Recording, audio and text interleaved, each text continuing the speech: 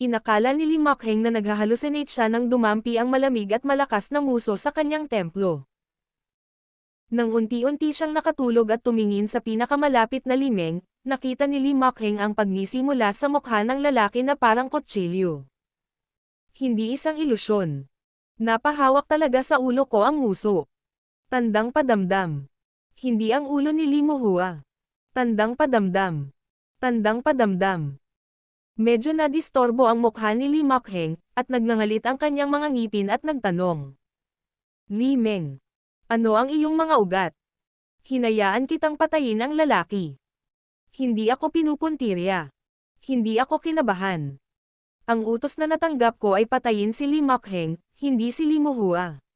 Dinilaan ni Lee Meng ang kanyang bibig at ipinakita ang itim na ngipin dahil sa paninigarilyo.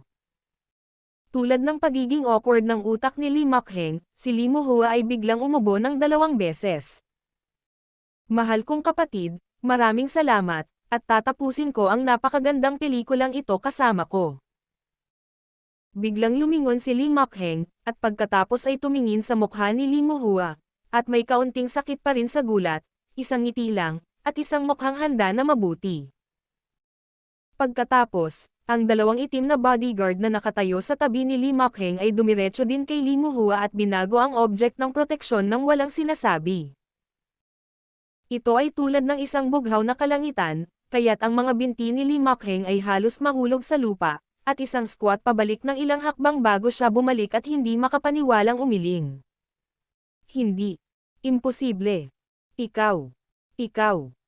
Tulad ng nakikita mo, si Lee Meng at ang iyong mga bodyguard ay aking mga tao. Si Lee Muhua ay ngumiti ng higit at higit na makinang, tulad ng isang mahinhin na ginoo sa mga karaniwang araw. Mahal kong kapatid, sa tingin mo ba ang perpektong layout na ito, magagawa mo ba itong idisenyo? Kung hindi ako nagpadala ng isang Lee Meng upang makipagtulungan sa iyo, paano mo masusundan ang aking lakad at pumunta sa hakbang na ito? Napalunok si Lee Makheng. Nagsimulang manginig ang katawan. Ang malamig na pawis ay pumasok sa mga damit, at unti-unti niyang napagtanto na ang lahat ng ito ay talagang isang disenyo lamang na idinisenyo ni Lee Muhua ilang taon na ang nakakaraan. Ngayon lang ganap na nalantad ang tunay na belo. Kahit na ang mga ekspresyon ng natarantang ekspresyon ni Lee Muhua ay ipinakita sa kanilang sarili.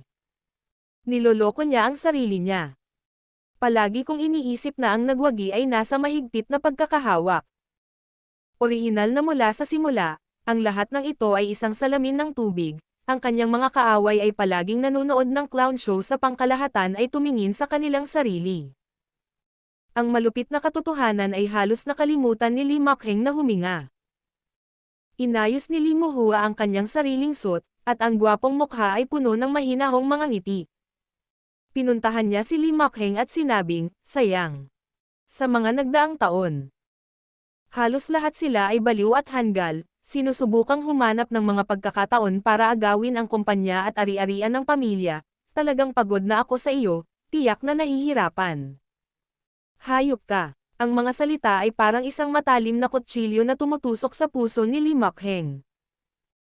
Na nagpapula ng kanyang mga mata, naghihisterya na sumisigaw, biglang bumangon, gustong sumugod upang talunin si Lee Muhua. Gayunpaman, hindi pa nahawakan ni Lee Makheng si Lee Muhua, at siya ay sinipa sa mukha ng isang paa na biglang itinaas ni Lee Muhua. Hoy! Si Lee Makheng ay direktang pinalayas at natigilan, nahihilo, at pagkatapos ay nahihirapang bumangon, sumisigaw sa lupa. Mahal na kapatid, hindi mo ba nakakalimutan, mula sa murang edad ay sabay tayong nag-aral ng taekwondo. Sa kasamaang palad, hindi mo ako natalo, kaya't sumuko ka sa bandang huli, ngunit palagi akong nagpumilit na matuto ngayon, ako ay black belt, ikaw ito ay. Sa tansya ko, nakalimutan ko na kung paano ito ipaglaban. Kita mo, hindi ka kasing galing sa akin mula pagkabata, at normal lang ito ngayon. Bumantong hininga si Lee Muhua. Nabasag ang atay at gallbladder ni Lee Makheng. Sinubukan niyang idisenyo ang lahat ng mga plano, orihinal na akala na ang tagumpay ay nasa iyong mga kamay, hindi ko inaasahan na lahat sila ay ipinagmamalaki ang mirage na itinakda ng kalaban. Para itong taong nagsumikap at nahihirapang umakyat sa huwarang paraiso. Ang mga tao sa paligid niya ay malupit na sinabi sa kanya na siya ay napunta sa maling direksyon. Hindi ito langit, ito ay impyerno. Ang sampal ni Lee Mak-heng sa kalagitnaan ng linggo. Ang hitsura ng katatasan ay hindi na umiral, at ang pagmamataas ng tamang tao ay napawi na rin, naiwan ang puso, ang walang Diyos na mga mata. Kung tutuusin, hindi ka naman masyadong tanga.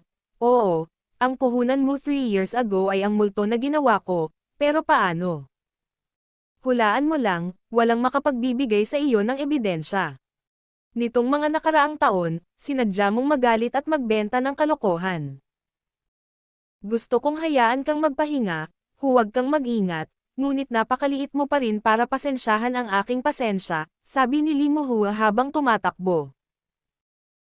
Si Lee Meng ay isang tao na nasa bahay noong ako ay nasa college muna ako nagtatrabaho sa tatay ko tapos papayag si tatay na sumunod sa'yo pero simula umpisa hanggang dulo ako lang ang pinakikinggan Ay Lee Meng kaya ang kabaliwan mo walang kabuluhan ang bawat salita sabi mo kay Lee Meng, nakikinig ako sa tenga ko, tandaan mo sa puso ko, lahat ng puhunan at diskarte mo ay kontrolado ko. Kahit ang daming plano ni Lee Meng para tulungan kang makipagsabuatan, o sinabi ko kay Lee Meng. Ikaw, kumaibot si Lee Mak-heng at itinuro si Lee Muhua. Demonyo ka. Demonyo ka. Hindi ako demonyo, mas magaling lang ako sa pagdidisenyo kaysa sa iyo. Siyempre, nangangahulugan din ito na mas bagay ako kaysa sa iyo na kunin ang lahat mula kina Jinyun at Lydia, mahinang sinabi ni Lee Muhua. Alam mo ba, sa katunayan, maliban sa labas ni Lee Meng, 80% ng mga tao sa paligid ng kanyang ama ay inayos ko. Sa makatuwid, kahit na hindi hayaan ng ama na sundan ka ni Lee Meng, magkakaroon ng isa pang Lee Meng. Ang iyong mga pagkakataong manalo ay minimal. Kung gusto mong maghanap ng katulong sa iyong sarili, mas madaling ayusin para sa iyo. Sa wakas ay napagtanto ni Lee Mak-heng kung gaano siya kaiba sa kapatid na ito na laging napupuot.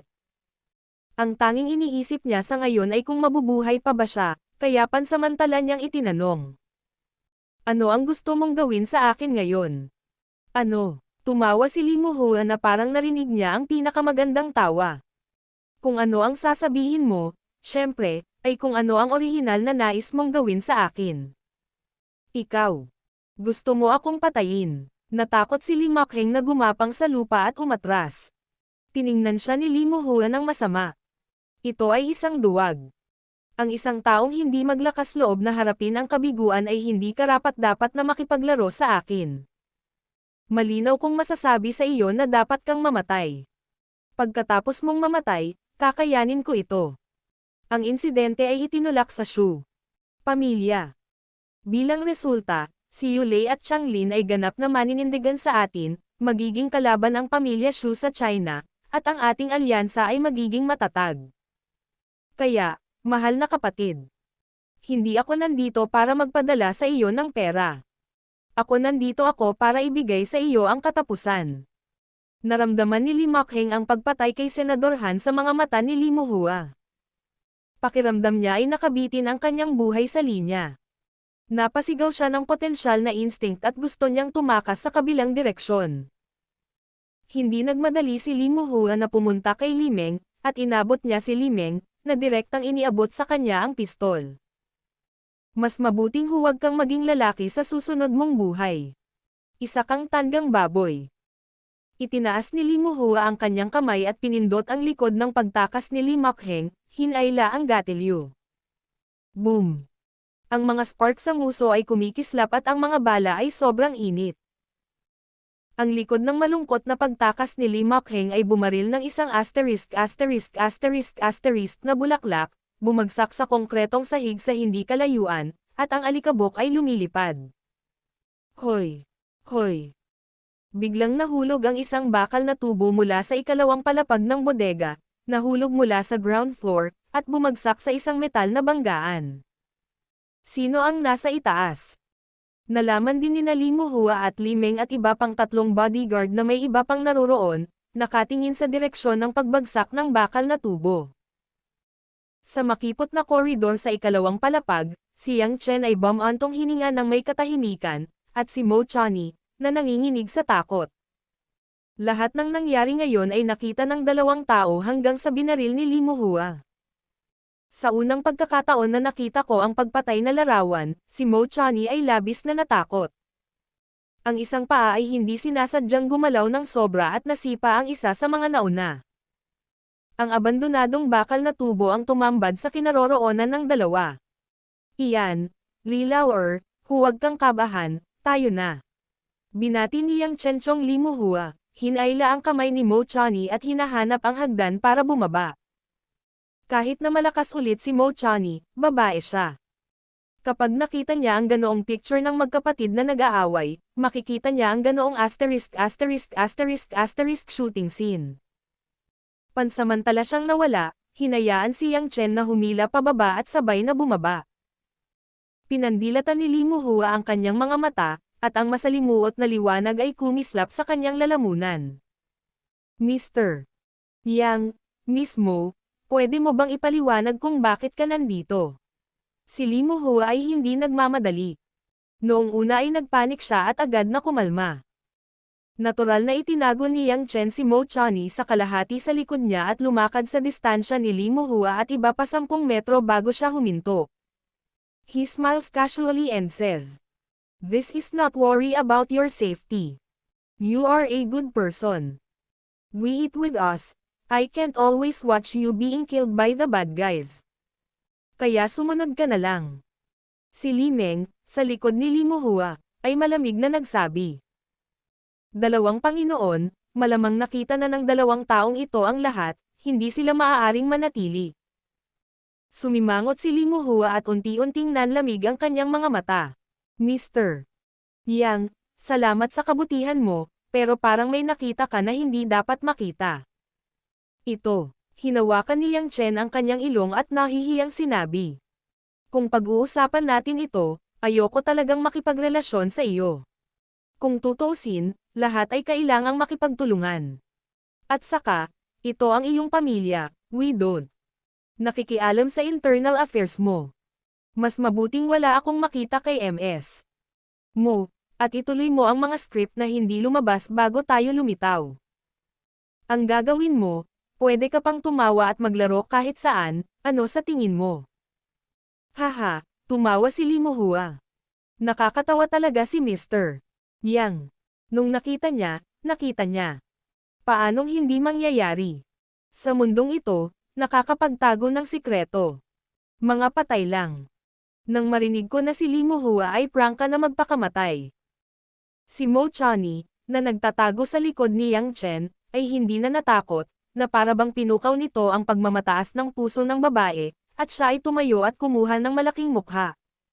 Li Muhua. Isa kang baliw, pumapatay ng ipokrito ng kapatid. Hindi mo man lang nakilala. Wala kang magandang wakas. Nang marinig ko ang mga salita ni Mo Chani, ang mukha ni Li Muhua ay nagpakita ng kaunting galit, na nakatingin ng diretso kay Mo Chani, Shen Sheng. Miss Mo, pakisuyong pansinin ang mga salita, ako ang biktima ngayong gabi, si Li Makheng ay gustong pumatay. Nalungkot ako na biglang dumating si Li Meng at iba pa at binaligtad ang sitwasyon. Inosente ako. Inosente. Sa tingin mo ba ang awkward ng mga mata natin, ang awkward ba ng tenga mo? Mas nakakahiya ka kaysa kay Li Makheng, kahit sa mga tao. Ngumisi si Mo Chani. Mas mahirap tingnan ang mukha ni Li Muhua, malalim ang kilay at nakalabas na ang noo. Nanlumo si Yang Chen at hinawakan ang kanyang mukha. Bakit excited na excited ang babaeng ito? Kung may sasabihin, hindi ba ang pagpatay sa industriya ng pera sa malaking pamilya? Ito ay katulad ng digmaan sa sinaunang China, na nanalo sa parehong grabs ang parehong piraso ng karne, ano ang sasabihin? Hindi mahalaga kung ito ay mataas. Noong una ay binalak kong lutesin ang sitwasyon sa isang mapayapang paraan, ngunit sinabi ni Mo Chani na ito ay malinaw na imposible. Miss Mo, ito ang sasabihin mo sa akin, I'm really disappointed. Binitawan ni Li Muhua ang kanyang noo at nagpakita ng mapait na ngiti. Bagamat alam ko na ito ay medyo biglaan, sa katunayan, naisip ko na ito noon pa man. Ang pakikipagtulungan sa Yulei International ay maaaring maging kaibigan mo kay mismo, at pagkatapos ay maghanap ng mga pagkakataon upang umunlad sa mas malalim na antas. Ang mga salita ni Li Muhua ay hindi lamang hinayaan si Mo Chani, maging si Yang Chen ay tumingkayad. Ano ang ibig sabihin nito? Ang pag-amin ni Mo Chani. Unfortunately, I didn't expect Miss Mo to see this picture today. Mukhang masisira ang pangarap ko. Nanghihinayang sabi ni Li Muhua. Nakagat ni Mo Chani ang kanyang labi. Li Muhua, huwag ka nang gumawa ng ganitong ekspresyon. May ganoong klaseng pag-iisip ka para sa akin, nakakasakit lang ito sa akin. Mismo, alam mo ba?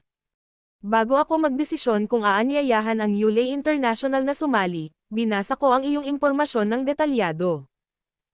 Ang impormasyon ni Lin Ruoxi, ang presidente ng Yulei, at ang impormasyon ni Miss Mo Chani, ang dalawa sa karamihan. Nang aakit sa akin. Masasabing ang dahilan kung bakit ko kinuha ang kaso at inimbitahan ang Yulei International na sumali. Sa isang malaking lawak, ay ang pag-asa na maabot ang isang tiyak na relasyon sa isa sa dalawang magagandang babae. Mahinahong sabi ni Li Muhua. Nang sabihin ito, hindi nagalit si Yang Chen. Hindi mabait itong si Li Er. Gusto pa niya itong tulungan sa bagay na ito. Hindi ito nangyari.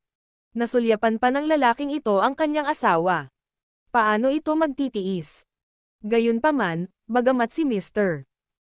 Lin ay ang hinaharap na kasama na lagi kong pinapangarap sa aspeto ng hitsura, kakayahan, talento, at paglilinang, ang karakter ni Lin Lin ay nakatadhana na hindi maging isang pantas sa inaasahan ko.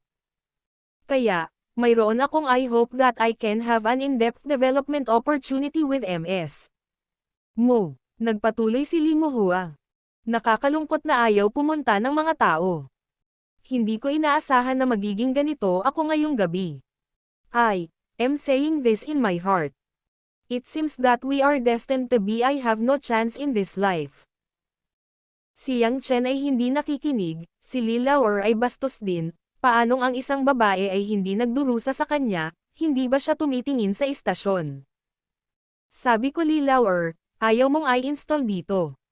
Bakit ako pupunta? Sobrang sakit ako kapag nakikinig ako sayo. Kinawayan ni Yang Chen ang kanyang kamay kay Li Muhua at hinayla si Mo Chani para umalis. Ngunit hindi gumawa ng ilang hakbang, matangkad na si Li Meng ay biglang tumayo sa harap ng dalawa, huminto sa daan. Hindi ka makakapunta ngayon, sabi ni Li Meng.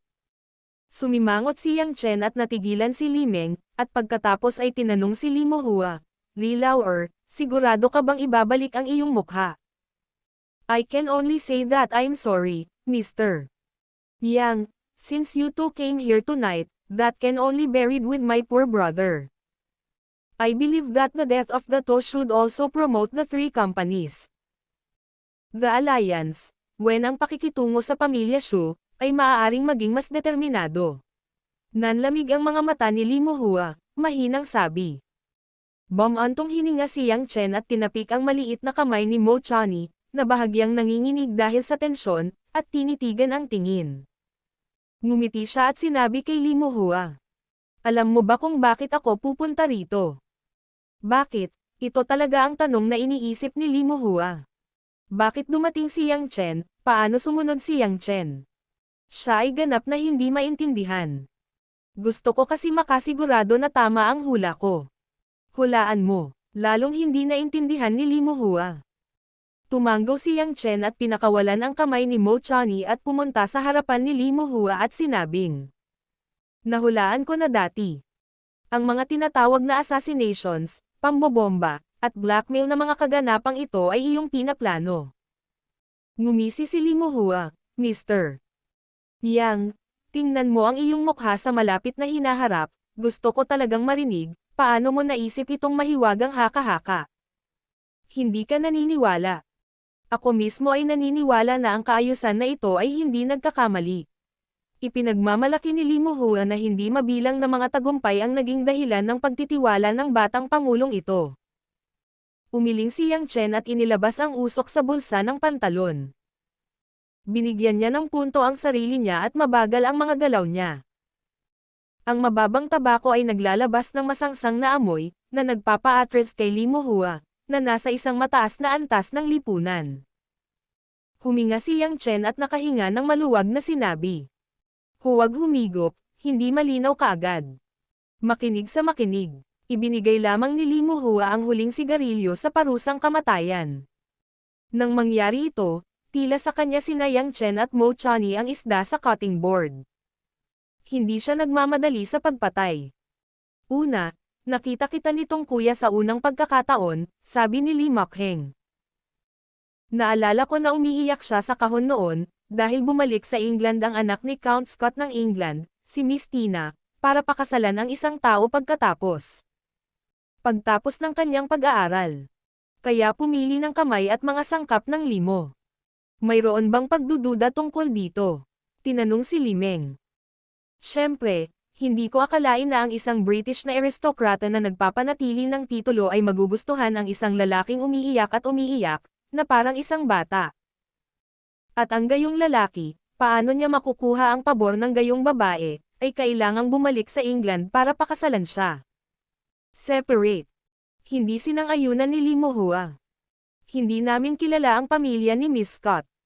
Walang makakagarantiya na hindi magugustuhan ni Miss Aristocrat ang mga katulad ng kuya ko. Kaya nagsagawa ako ng tukso para subukan kung sinadya bang magpanggap ang kuya mo bilang isang tanga. Ngumiti si Yang Chen. Tentative. Nasa kasino. Napatalon si Yang Chen sa abo at nagpatuloy. Nagkusa akong hilingin sa kanya na magsugal, at kinuha ang aming Miss Mo bilang isang tukso na akitin siya. Nakita ko ang kanyang reaksyon, bagamat siya ay punong-puno. Labis na nagulat. Ngunit ang kanyang mga mata ay naging napakakalma. At siya at ang pool ng mga sinaunang bukal. Ang mga alon ay hindi nabigla, ito ay nagpapakita na siya ay talagang hindi maganda, ang dahilan kung bakit ako nag-provoke kay Miss Mo noon pa, ito ay malamang na sadyang ikinarga. Pagkatapos noon ay ikinumpara ko siya sa pamangkin niya ang laki ng points IMHO grabe ang swaying technique niya. Ang dahilan kung bakit palpak, kasi basta ang nakakaalam ng linyang ito, madaling marinig ang mga specific points. Nang mahulaan ko ito, nanatili akong nakatingin sa mga mata ni Li Mokheng. Alam kong maliit lang ang sagot, ngunit una kong sinabi ang isang malaking salita. Sa sandaling iyon, halatang naramdaman ko ang paghamak sa mga mata ni Li Mokheng. Bakit siya disdain? Dahil alam na alam niya na ang mga punto sa loob ay maliit. Sa sandaling iyon, napagpasyahan ko na ang kanyang IQ sa pagsusugal ay hindi mababa, hindi bababa sa mas mataas kaysa sa mga ordinaryong tao, na nagpapakita na ang taong ito ay hindi tanga. Gayunpaman, nang agad akong muling na-export at sinabing maliit, iyon, sadyang sinabi ni Li Mokheng na siya ay isang master, at nahulaan niya na ito ay malaki. Taliwas ito sa puso niya, bakit?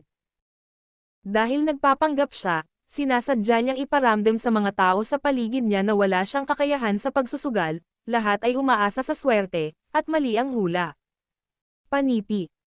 Pagkasabi nito, si Li Muhua at ang tatlong bodyguard ay may ilang naisip tungkol dito, at nagbago rin ang mga mata ni Yang Chen. Lalo na si Li Muhua, sinabi ni Yang Chen na nanunood siya sa paligid, ngunit hindi niya namalayan na sumusubok na si Yang Chen. Unang narinig ni Mo Chani na tumaya si Yang Chen at tumaya si Li Mokheng, ngunit nasa puso pa rin siya, ngunit unti-unti, humanga rin siya sa pagsusuri at pangangatwiran ni Yang Chen.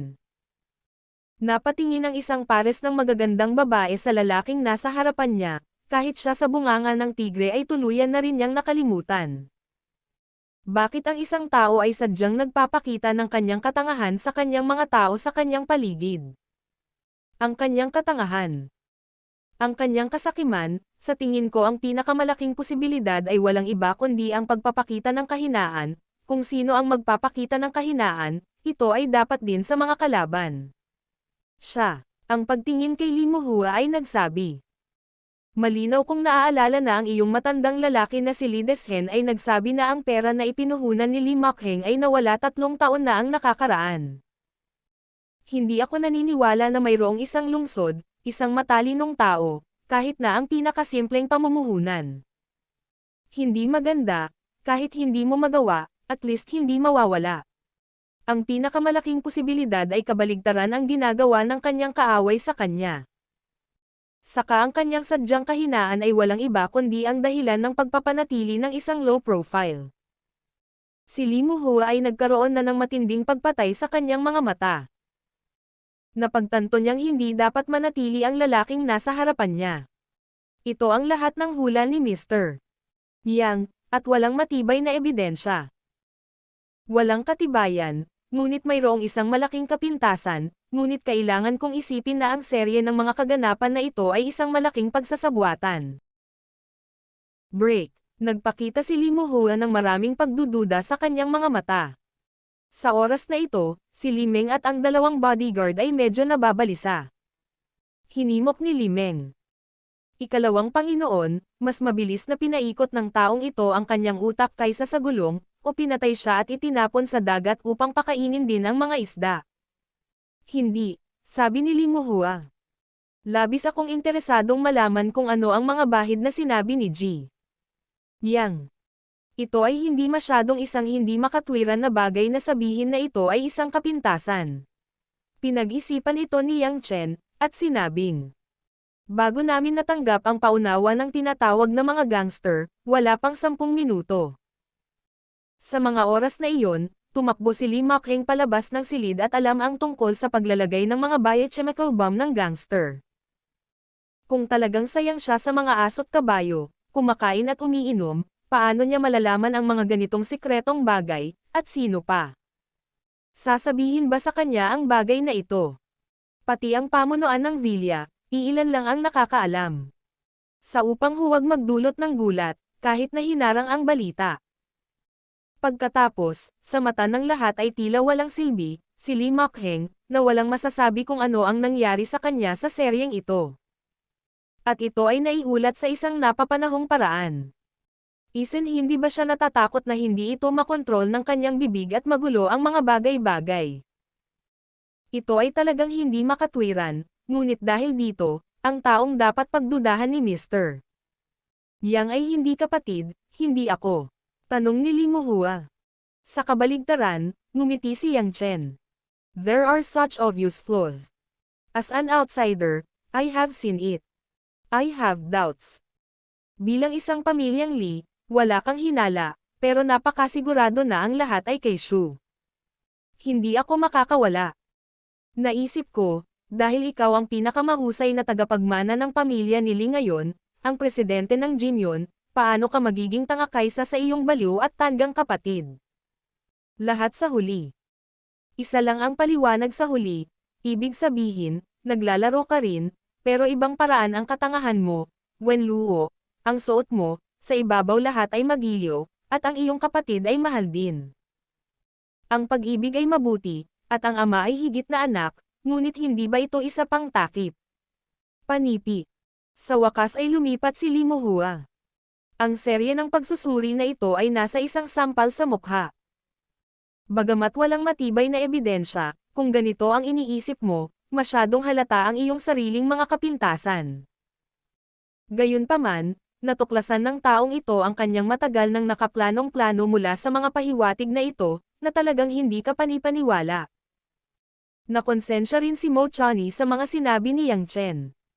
Siya rin ay isang personal na karanasan sa mga bagay na ito, ngunit wala siyang anumang pagdududa.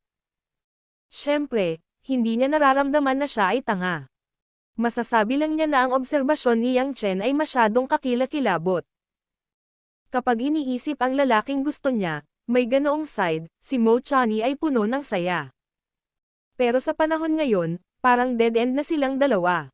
Wala itong kinalaman sa kanya. Mukhang hindi naman masyadong masama. Ang babae ay emosyonal, at ang mga iniisip ni Mo Chani ay hindi masyadong mapait. Sayang naman akong magagamit ni Mr. Yang para sa akin, baka maging mabuting magkaibigan tayo. Walang awa na sabi ni Lee Muhua. Kalimutan mo na ito, kinamayan ni Yang Chen. Ni hindi kita kayang maging kaibigan. Yan ang sinabi ko. Aalis ang dalawa sa mundo ngayong gabi. These words are not very interesting. Naisip ni Li Muhua na kaya niyang patayin si Yang Chen, at mas ligtas ang kanyang puso.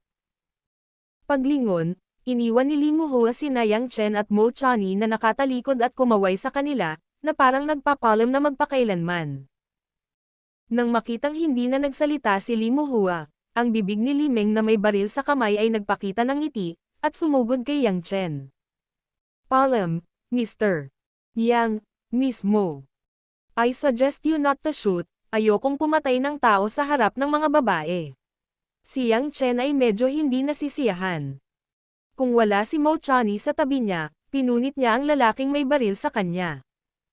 Idiot, sa tingin mo ba natatakot si Li Meng? Pumuslit si Li Meng. Pagkatapos nito, hindi nagatubili si Li Meng na i-trigger ang gatilyo. Boom! Nagsimula muli ang putok ng baril, ngunit sa pagkakataong ito ay walang nahulog. Ang mga mag-aaral ni Li Meng ay agad na nag-zoom in, hindi kapani-pani walang bumagal.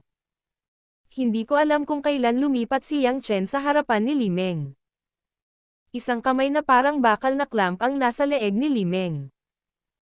Ang mga mata ni Yang Chen ay parang isang madilim na lugar ng katahimikan, at walang buhay, walang mata, walang pokus. Sinasabi ko rin sa iyo, hindi ako nakakatakot, pumapatay lang ako ng tao. Bumagsak ang mahinang boses ni Yang Chen, at ang kamay na nasa lalamunan ni Li ay biglang pinilit. Keka. Walang oras si Li Meng para mag-react at lumaban. Ang kanyang marupok na lalamunan ay binordahan ni Yang Chen gamit ang kanyang mga daliri. Ang kamay ni Yang Chen ay nagpupumiglas, at isang grupo ng mga laman at dugo na organo ang napunit mula sa lalamunan ni Li Meng. Ano? Hindi kinaya ni Mo Chani ang ***** stimulation. Pagkatapos ng isang sigaw, siya ay nahimatay sa lupa. Si Li Muhua at ang dalawang bodyguard na balak umalis ay biglang tumalikod at nakita na ito ay isang ***** kabaliwan sa arterya ni Li Meng, umuungal na ayaw ng mga mata, at bumagsak. Tila si Yang Chen, na gumawa lamang ng isang maliit na bagay, ay iwinagayway ang kanyang kaliwang kamay at binasag ang laman at mga organo ng dugo sa lupa, ngunit ang dugo ay nabahiran na ang kanyang kalahating katawan at tumalsik sa kanyang mukha. Tumangala, sa ilalim ng madilim na mga mata, ang bibig ni Yang Chen ay bamukan ng isang nasasabik na arko. Liar, gusto mo ba ang ganitong uri ng kamatayan? Gusto mo bang maranasan? Sabi ni Yang Chen Yinhong, dinilaan ng dila ni Yang Chen Yinhong ang sulok ng kanyang mga labi, nagsaboy ng patay sa mainit na dugo ng kanyang bibig dito. Swear to heaven, talagang hindi mahiyain si Li Muhua. Maaari niyang gawin ang serye ng mga nakatutuwang plano, sapat na upang makita, ang kanyang tapang ay mas malaki kaysa sa karaniwang tao. Ngunit sa sandaling ito, nang makita ang hakbang ni Yang Chen upang punatin ang mga organo ng leeg ni Li Meng, naramdaman ni Li Muhua na nagsimulang kumikibot ang tiyan, at isang bagzo ng takot mula sa kanyang mga buto ang bumagsak sa kanyang puso. Buksan. Barilin. Patayin. Patayin ang baliw na ito. Si Li Muhua, na napagtanto na hindi tama ang sitwasyon, ay hindi nakalimutang utusan ang dalawang bodyguard na parehong natakot. Takot na takot ang dalawang bodyguard kaya duguan sila, at hinugot nila ang mga baril na parang robot at sinimulang hilahin ang gatilyo kay Yang Chen. Hoy! Isang serye ng mga bala ang lumipad sa gilid ni Yang Chen, ngunit halos walang bala ang may ulo. Nanginginig ang mga kamay ng mga bodyguard at lumilipad ang mga bala. Biglang walang pakialam si Yang Chen, hakbang-hakbang, dahan-daang lumapit kay Li Muhua, na para bang ang bawat bala ay pasok sa kanyang banayad na mga kalkulasyon, tamang-tama para iwasan. Ang mga pistulang lorolock ng mga bodyguard ay mayroon lamang 8 mga bala. Pagkatapos ng laban, nagpatuloy sila sa paghila ng gatilyo at naglabas lamang sila ng isang, maangas, na walang laman na bala. Sa oras na ito, si Yang Chen na may kakaibang ngiti ay umabot na sa wala pang 2 metro. Natakot ang dalawang bodyguard, talagang hindi nila maisip kung paanong may makakatakas sa mga bala. Huwag kang lalapit. Sumigaw ang dalawang bodyguard, kailangan pa nilang protektahan si Li Muhua sa oras na ito, at tumalikod para tumakas. Ngunit si Yang Chen ay maaaring maghangad sa kanila, at ang figure ay kumikislap. Nalampasan na niya si Li Muhua. Biglang humawak ang magkabilang kamay sa likod ng dalawang bodyguard. Napakahusay ng kalidad ng itim na suit na isinuot ng bodyguard. Matapos itong hilahin ni Yang Chen, hindi ito nasira, ngunit pilit na kinaladkad ang dalawa pabalik. Saan mo gustong pumunta? Tinanong ni Yang Chen ang kanyang sarili na magsalita sa kanyang sarili. Dalawang bodyguard na nakasuot ng damit ay hindi nagkaroon ng oras na makipagpunyagi, at naramdaman nilang lumilipad ang katawan. Nakita ni Li Muhua sa likuran ang pinakamalinaw, tanging si Yang Chen ay madali at madaling inilagay ang dalawang bodyguard ng isa-isa, sa pamamagitan ng reaksyon ng kanilang pagtakas, sa likuran. Dalawang bodyguard ng katawan, tulad ng larwang kontrabida, ang itinapon sa hangin, tumawid sa mataas na arko, at pagkatapos ay nahulog sa sementadong sahig. Ang matinding pagkabigla ay naging sanhi ng pagtalsik ng dugo ng dalawa, at sila ay nawalan ng malay at kalahating buhay. Nagulat si Li Muhua. Bilang isang black belt ng taekwondo, tiyak na mayroon siyang super profesional na pamantayan sa pakikipaglaban. Kahit na ang pinakamakapangyarihang taekwondo master sa mundo, hindi iniisip ni Li Muhua na magagawa niya ang aksyon na ginawa ni Yang Chen. Hindi iyon ang bilis at kapangyarihan na kayang gawin ng mga tao. Halimaw yan. Tandang padamdam. Tandang padamdam. Ikaw, hindi ka lalapit. Natakot si Li Muhua. Nagsimula siyang umatras, may hawak na pistola sa kanyang kamay, ngunit wala siyang lakas ng loob na tutok kay Yang Chen. Kahit na ang kanyang pagbaril ay ganap na first class, gusto lamang niyang makatakas sa sandaling ito. Tandang padamdam. Pinunasan ni Yang Chen ang dugo sa kanyang mukha at tiningnan ang biktima sa pangkalahatan. Sabi niya, bakit hindi ka magpaalam sa akin, hayaan mo akong mamatay. Bakit hindi mo barilin? Nilunok ni Li Muhua ang kanyang lalamunan, hindi nagsalita, at nagpatuloy sa pag-urong. Gayunpaman, dahil hindi niya pinansin, dumampi ang takong ni Li Muhua sa katawan ng patay na si Li Meng. Ano? Bulalas ni Li Muhua, at bumagsak siya sa lupa, sa harap ng kanyang mga mata, ang pulang lupa ni Li Meng. Dahan-daang lumapit si Yang Chen at nakangiting tumingin kay Li Muhua.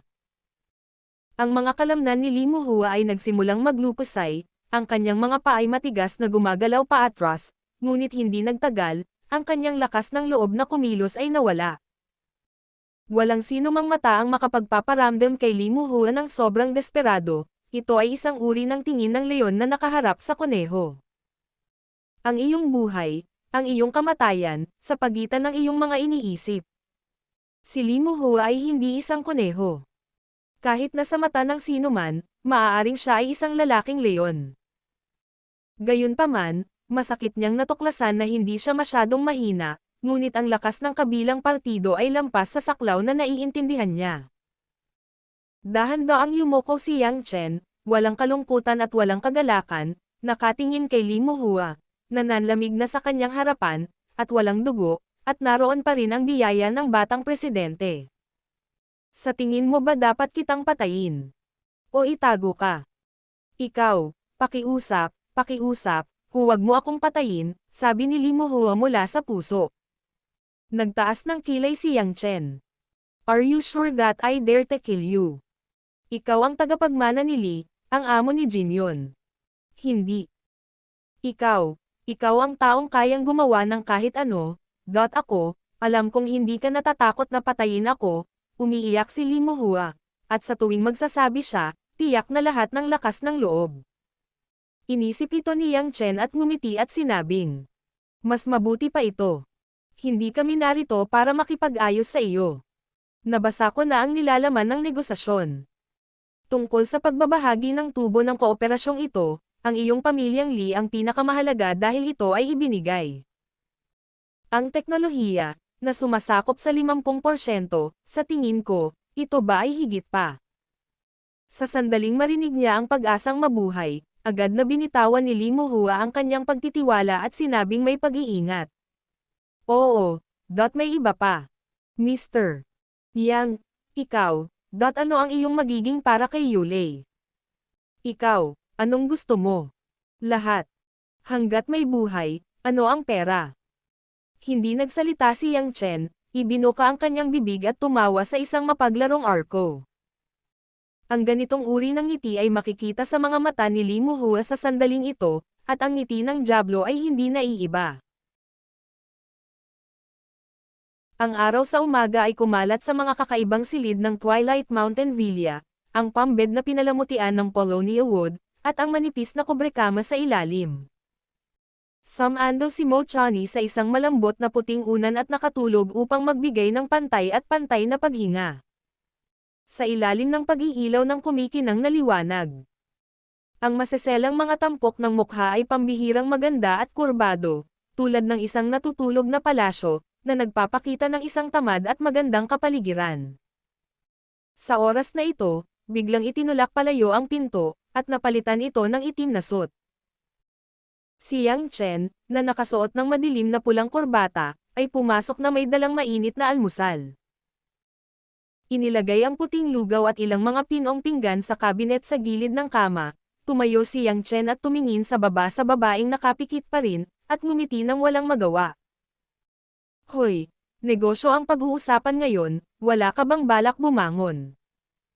Bahagyang nanginig ang mga hubog na pilikmata ni Mo Chani. Namumula ang kanyang mukha, at sa wakas ay hindi na niya nakayanan ang titig ni Yang Chen, idinilat ang kanyang mga mata at tahimik na umupo mula sa kama. Alam mo bang nagising ako? Pagpasok ko sa pinto, halatang nanginginig ang katawan mo, at hindi sapat ang husay ng pagtulog. Pang-aasar ni Yang Chen. I'm sorry. Dumilat si Mo Chani at hindi makapagsalita. Walang pakialam si Yang Chen sa lupa. Huwag sisihin ang iyong sarili, hanggat ito ay isang normal na tao, kapag nakikita mo ang larawan ng kagabi, hindi mo ito matitiis, at magkakaroon ka ng takot. Kung gagawin mo, feel at all, then I will doubt that you are a devil, killing people. Hindi rin sigurado ang kabaliwan. Kahapon. Anong nangyari mamaya? Bulong ni Mo Chani. Nang makita ang eksena ng pagpatay kay Yang Chen, hinimatay si Mo Chani. Sa wakas, hindi na niya alam kung paano bumalik sa villa. Pagkagising niya kaninang umaga, natarante siya. Ang lalaki ay karagdagan sa nakamamatay na misteryong tukso. Hayaan siyang matakot. Kaya nang pumasok si Yang Chen, hindi siya nang ahas na kumurap kaagad. Si Yang Chen ay kumuha ng upuan at umupo, ikiling ang kanyang mga binti, at sinabi ng detalyado. Pagkatapos ng aking konsultasyon kay Li Muhua. Sinagot ni Li Muhua ang aplikasyon ng kooperasyong ito sa kita na 40% kapalit ng kanyang buhay, iyon ay, plus ang aming orihinal na 25%, ang aming Jade ay makakakuha ng 65% na kita ng kooperasyon. Nagtaas ng ulo si Mo Chani sa pagkagulat, at ang kanyang mukha ay hindi makapaniwala. 60%. Hindi yan. Ang numerong ito ay. Alam niya ang mga benepisyong pang-ekonomiya na may dudulot ng kooperasyong ito. Kung oo, kung gayon ang hinaharap na pag-unlad ng Yulei ay magiging napakalakas. Hindi ba maganda? At least naiwan ang munting buhay ni Li. Nakangiting sabi ni Yang Chen. Si Mo Chani ay tumingin kay Yang Chen ng masalimuot. Ang taong ito ay palaging gumagawa ng mga bagay na nanginginig.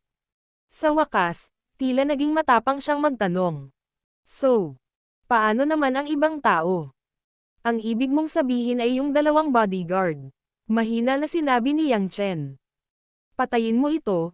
Haad lang lamang ang kanilang pag-iral, at binaril ni Li Muhua ang sarili. Kahapon, ang conclusion sa pulisya ay si Li Makheng ang mastermind, Li Muhua sila ay kabilang sa pagtatanggol sa sarili at sa wakas ay pinatay sila.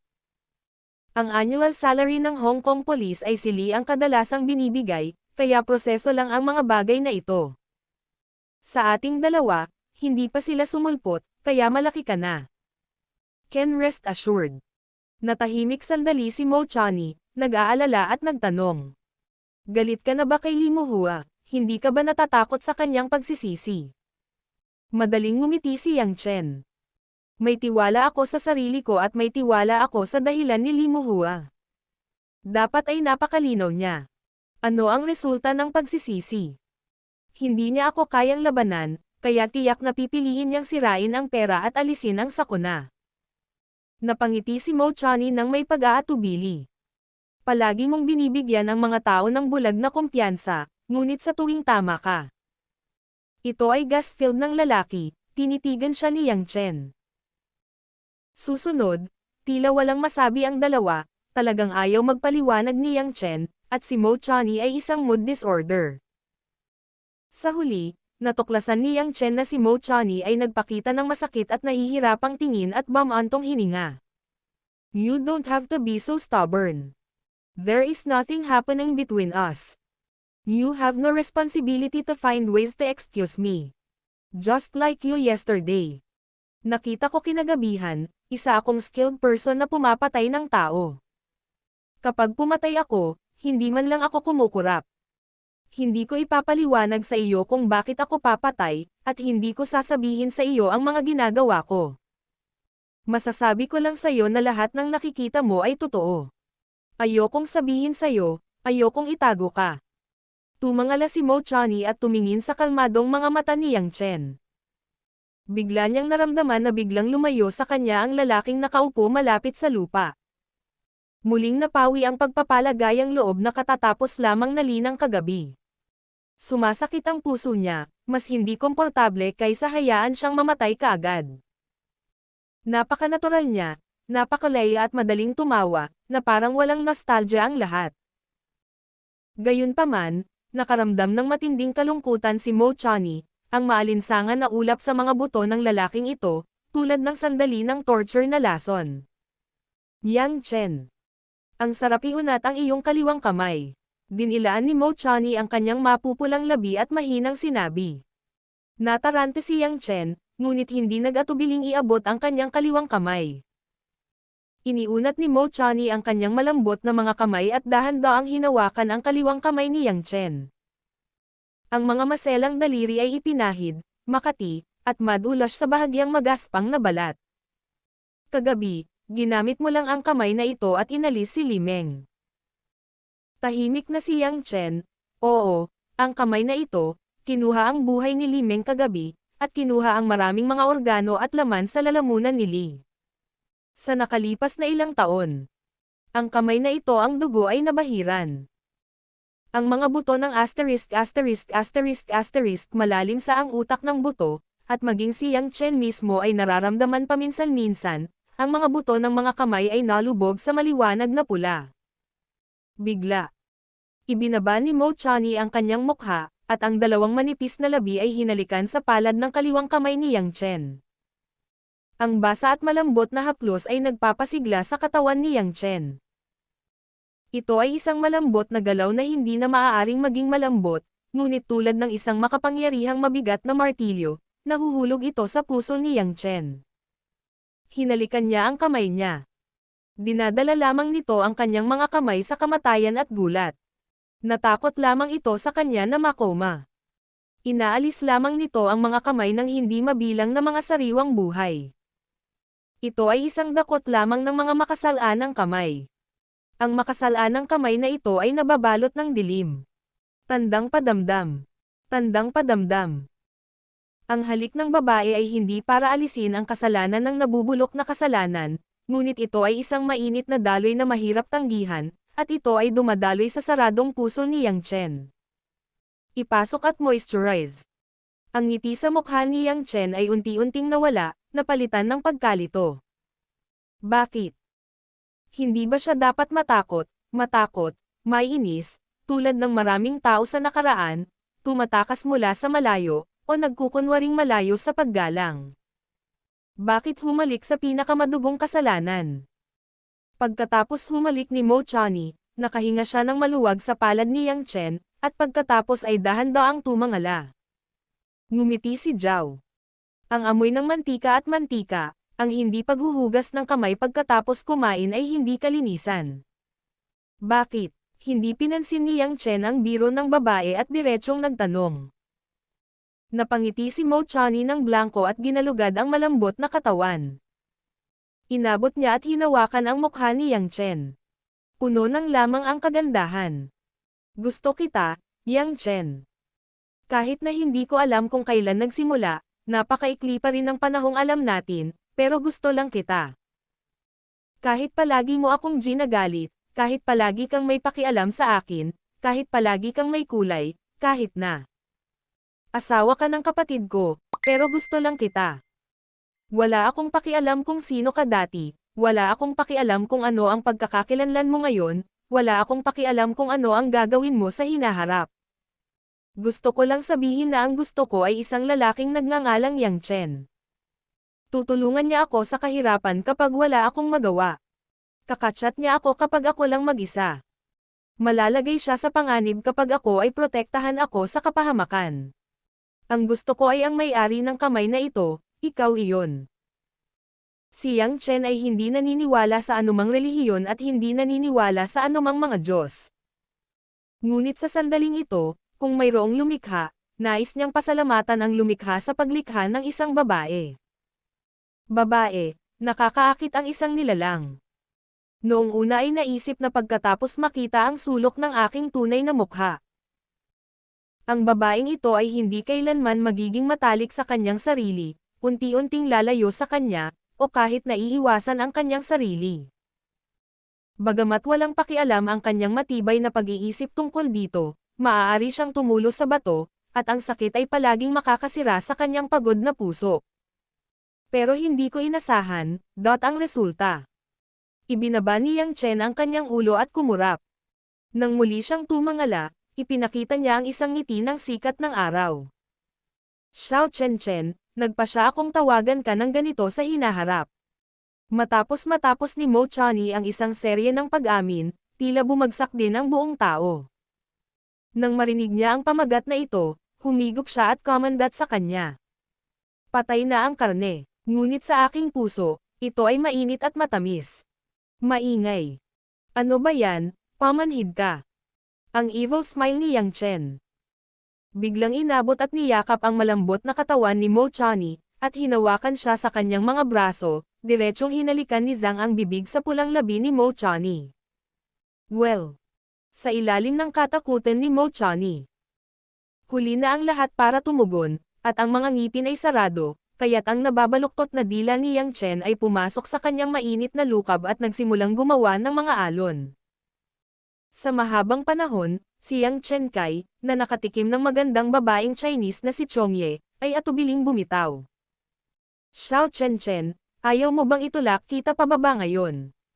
Bahagyang nabighani si Mo Chani, at nagpanik siya sa kanyang mga mata. Agad siyang kumawala sa mga braso ni Yang Chen at sinigawan ang mahiyaing mukha nito. Dali-dali siyang tumakbo sa banyo na nakatapak. Maya-maya'y nilabasan ang tunog ng tubig sa banyo. Gusto kong pumunta kay Mo Chani at sa wakas ay naalala ko na ngayon ang opisyal na araw ng negosyo, abala sa pagligo at pagbihis. Komportableng sumandal si Yang Chen sa likod ng upuan, tumingin sa ulo at tumingin sa kaakit-akit na bundok sa umaga sa labas ng floor-to-ceiling window, at masayang ngumiti.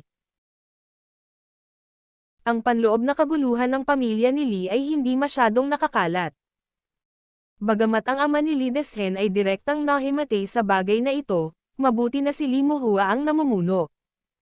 Ang lahat ay tila maayos at patuloy pa rin. Ang gulat sa bomba sa villa ay ganap na naalis sa ilalim ng matalinong patnubay ni Li Weihua at hinangaan ng lahat si Li Muhua. Mahirap sabihin si Li Muhua, iniisip ang nakakakilabot ng ngiti ng lalaki, talagang mas hindi siya komportable kaysa kamatayan. Isang buong 65% na kita. Ibigay mo na lang. Kahit na ito ay labis na ayaw, ngunit si Li Muhua, na nakabalik na sa linya ng buhay at kamatayan, ay hindi natatakot na ipagsapalaran ang taong hindi man lang makatama ng bala. Sa 10:00 ng umaga, sa conference hall ng Twilight Mountain Villa, si Li Muhua ay nagpanggap na kalmadong nakipagkamay kina Lu Tao, Yang Chen at Mo Chani, at nakipag-usap sa mga detalye ng kooperasyong ito sa ilalim ng atensyon ng maraming senior executive ng Jinyun Group. Tungkol naman sa problema ng dibisyon, hindi ang desisyon ng pagpupulong na ito, kundi ang paghihintay na mapag-usapan ang study room, kaya hindi ito nagdulot ng malaking epekto. Si Yang Chen at Mo Chani ay iba kay Lu Tao. Nararamdaman nila na ang puso ni Li Muhua nang makita niyang nagtatawanan si Yang Chen. Matapos matagumpay na tapusin ang gawain sa umaga, maraming tao ang nagkaroon ng masaganang tanghalian sa tanghali, ngunit sa pagkakataong ito, si Chairman Lee Deshen ay nasa kalungkutan na. Siya ay nasa mahinang pisikal na kondisyon at hindi naroroon. Si Li Muhua ang namuno sa lahat ng ito. Naiintindihan ng lahat na pagkatapos ng insidenteng ito, ganap na pinalitan ni Li Muhua si Lee Deshen at naging tunay na master ng Lee at Jinyun Group. Sa itaas na palapag ng Zhonghai Yulei International Building. Sa opisina ng Pangulo, si Lin Ruoxi ay nakaupo gaya ng dati sa isang leather na upuan, na nakatuon sa iba't ibang mga dokumentong isinumite sa umaga. Ang mga datos na ito ay madalas na binabaliwala ng ilang masisipag na tagapamahala. Ngunit si Lin Ruoxi, na nakaupo sa posisyon ng presidente ng isang nakalistang kumpanya sa murang edad, ay napakalinaw na ang isang tao ay may personalidad at pamamahala, kung hindi, matuto ng higit pa. Ang data ay hindi talagang kwalipikado para sa mga posisyon ng senior management, kaya hindi niya kailanman tinatanggihan ang komplikadong data na ito. Matapos mapanood ito saglit, tumangala si Lin Ruoxi at tiningnan ang oras sa screen ng computer, alas 11 na ng umaga. Kahapon, nang magkasamang pumunta sina Yang Chen at Mo Chani sa Hong Kong, hindi sila tumawag para makipag-ugnayan sa loob ng 3 magkakasunod na araw. Nakaramdam ito ng kaunting puso kay Lin Ruoxi. Dapat ay napaka-leisure nila. Sa ilalim ng mabuting pakikitungo ni Lee, siguradong kakain at iinom ito. Lalo na yung makulit, baka mag-provoke pa ng ibang babae na pumunta, baka hindi ko naiisipin. Hoy! Tumutunog ang pinto ng opisina, at ang sekretarya lang na si Wu Yu ang gagawa nito. Pasok ka. Nabawi ni Lin Ruoxi ang kanyang kumikislap na mga mata at ibinalik ang ugali ng Pangulo. Si Wu Yu, na nakasuot ng itim na professional suit, ay time na pumasok sa opisina. General Lin, nagkaroon ng aksidente sa Hong Kong. Naramdaman ni Lin Ruoxi na masikip ang kanyang puso, ngunit hindi niya ito ipinakita. Mahinahon niyang sinabi, ano ba? Kaka-rating lang dito ng direktor ng sangay sa Hong Kong kaninang umaga. Noong gabi bago, pinaslang si Ministro Mo at Yang Chen ng pamilya Xu. Nang maglaon, nag-away si Li Jia, at ang mga magulang ni Li na si Li Makheng ay naglagay ng biochemical bomb sa nayon. Pagkaraan, binaliktad ni Li Muhua. Walang aksidente sa pagitan ng ministro at Yang Chen. Ang bagay na ito ay hinarang ni Li Jia sa loob ng 3 araw. Kaninang umaga lang nalaman ng mga pulis. Nang magulat si Wu Yu, wala pa ring reaksyon si Lin Ruoxi. Pagkaraan ng mahabang panahon, tumango siya. Alam mo, labas tayo. Mukhang sanay na si Wu Yu sa ugali ni Lin Ruoxi sa lahat, at tahimik na nagretiro. Nang magsara ang pinto ng opisina, agad na kinuha ni Lin Ruoxi ang telepono sa desk, ngunit kinuha lang ang numero, ngunit tumigil. Pindutin ito. Paano mo sila tinatanong? Aba, pagkatapos ng gayong malaking bagay, pagkatapos ng 3 araw, hindi nila sinabi ang bagay sa tamang panahon, at hindi ito ang kabilang panig ng mundo. Hinati rin ng telepono sa ibang bansa ang time zone. Iniisip ko pa rin ito, ngunit hindi ka inilagay ng mga tao sa puso. Sa pag-iisip nito, ang pag-aalala ni Lin Ruoxi ay naging sama ng loob, huminga ng malalim at hinampas ang telepono. Si Yang Chen, na hindi alam na ang kanyang asawa ay sumisigaw na sa ngayon, ay humikab sa sandaling ito, nakaupo sa kotse ng Mercedes-Benz na inayos ni Li Muhua, patungo sa Research Institute ng Jinyun. Si Mo Chani, nakatabi niya, ay may puting profesional na damit na akmang-akma. Sa ngayon, ang babae ay may hawak na isang bangkos ng mga teknikal na dokumento sa harap ng kanyang kamay at seryosong pinapanood ito. Xiao Chen, ang mga teknikal na materyales na ito ay lahat ay tinitingnan ng mga mananaliksik. Ano sa palagay mo ito? Nagtatakang tanong ni Yang Chen. Bagamat nalinaw na ng dalawa ang damdamin ng isa't isa, hindi masyadong nagpakita ng matalik na aksyon si Mo Chani. Napakabait niya. Hanggat sina Yang Chen at Lin Ruoxi ay mag-asawa pa rin, hindi niya makakasama si Yang Chen nang walang anumang pag-aalinlangan. Kahit na gusto nila ang isa't isa, maaari lamang silang maging sa dilim. Ayaw niyang talikuran si Yang Chen, ngunit ayaw niyang maging harapan, tit for moment na kaaway ng kanyang kapatid. Nang marinig ang pangalan ng pamamanhid ni Yang Chen, hindi napigilan ni Mo Chani na hampasin ang pula at puti. Tumingin siya, ulong. Mamamatay ito. Ikinalulungkot kong marinig ang kuya ng driver sa harap. Gusto kong panoorin ang iyong tubo. Ano? Hoy. Hindi ba ito nakakasawa? Ngumiti si Yang Chen at inabot ang isang kamay. Biglang pumasok sa puwang ng maikling palda ni Mo Chani mula sa gilid, at mabilis na hinawakan ang kanyang mayaman at nababanat na hita. Ang mga hita na nakabalot sa pantyhose na kulay laman ay magaan at makinis, at napakaganda ng pagkakadikit. Hindi mapigilan ni Yang Chen na pisilin ito. Sa sobrang takot ni Mo Chani ay agad niyang inilagay ang isang grupo ng impormasyon sa kanyang mga kamay at hinawakan ng dalawang kamay ang nakakatakot na beater ni Yang Chen. Pinipigilan itong magpatuloy sa pag-unat sa loob. Huwag. Huwag kang ganyan, kapag nahanap ka, mawawalan ka ng mukha at mamamatay. Nagsusumamo si Mo Chani at namumula ang kanyang mukha. Kung makatingin ka, ilalagay ko ang kamay ko dito, huwag kang kabahan. Si Yang Chen ay pumatay din at hindi umatras. Walang pagpipilian si Mo Chani kundi hayaang ilagay ni Yang Chen ang kanyang kamay sa pagitan ng kanyang mga hita. Kunin ang impormasyon at patuloy na tingnan ito, ngunit hindi ko alam kung saan lilipad. Makalipas ang mahigit kalahating oras, lumabas ang pangkat sa Institute of Jinyun Group. Ang instituto ay itinayo sa gilid ng burol. Napapaligiran ng makakapal na kagubatan at mahusay na nakatago, ngunit higit sa lahat ay lumayo sa pagmamadali at upang maging masangkop para sa pag-unlad. Ang panlabas na bahagi ng mga pribadong gwardya ng pamilyang Lee na nakasuot ng camouflage na uniforme, nakaumbok na baywang, ay tila nagtataglay ng mga baril, ngunit bahagya itong nakalantad. Sa Hong Kong, walang gangster background ang malaking pamilya at halos imposibleng manindigan. Ang pamilyang Lee ay malinaw na isang modelo sa kanila, ngunit hindi ito nagpapakita ng anumang hamog sa mga karaniwang araw. Sa pamumuno ni Lee Muhua, sina Yang Chen at Mo Chani, gayon din si Lu Tao, ay pumasok sa tarangkahan ng instituto ng mahigpit na pangangasiwa. Matapos makapasok sa bulwagan, nagsagawa sila ng buong paghuhugas ng katawan at pagdidisimpekta, at nagsuot ng espesyal na damit na proteksyon bago pumasok sa instituto. Sa loob ng maliwanag na instituto ng pananaliksik, maraming mga mananaliksik na nakasuot ng proteksyon na damit ay dinaanan ng maraming tao. Kabilang sa kanila, si Lee Muhua, na nakakakilala kay Lee Muhua, ay tumanggo lamang at nag-hello. Si Lee Muhua ay napakabait at magalang, nakangiti sa mga mananaliksik na ito.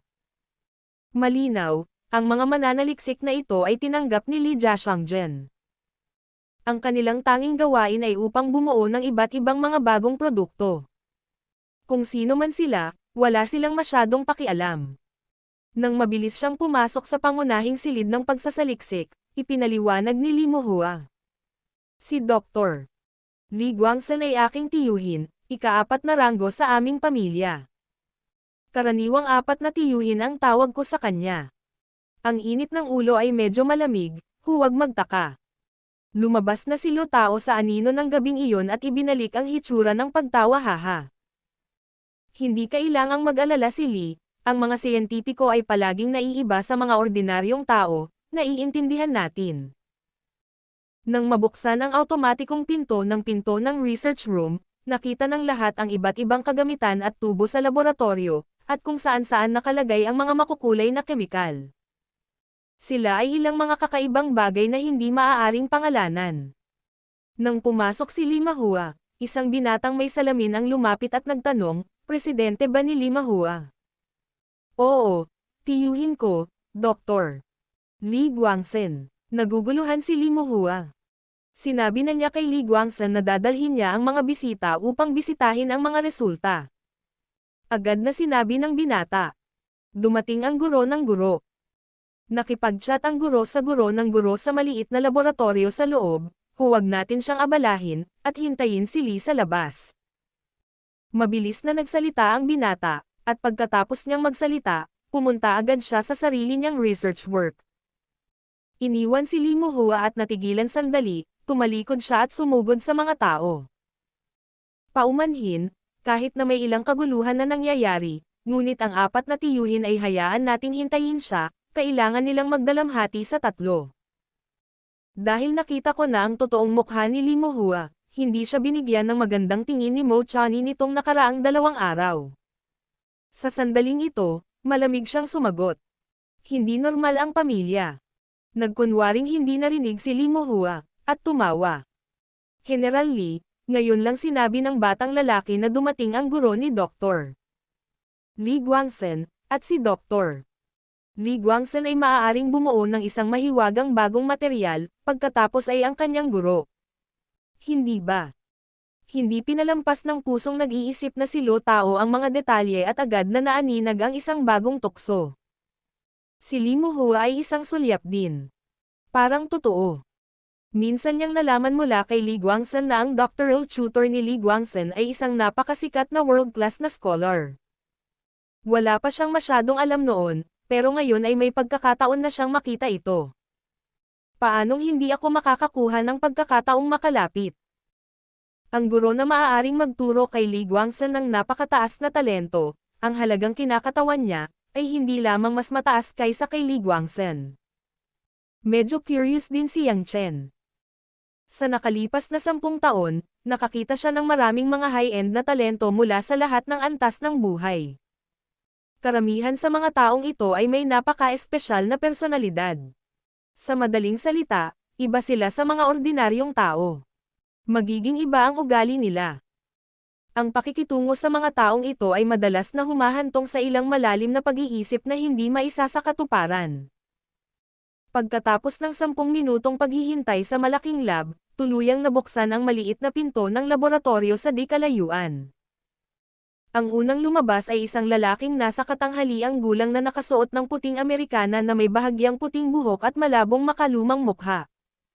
Ngunit ang mukha ng lalaki ay puno ng isang bahagyang sakit ng ngiti. Hindi na kailangang sabihin, ito ang may-ari ng institute,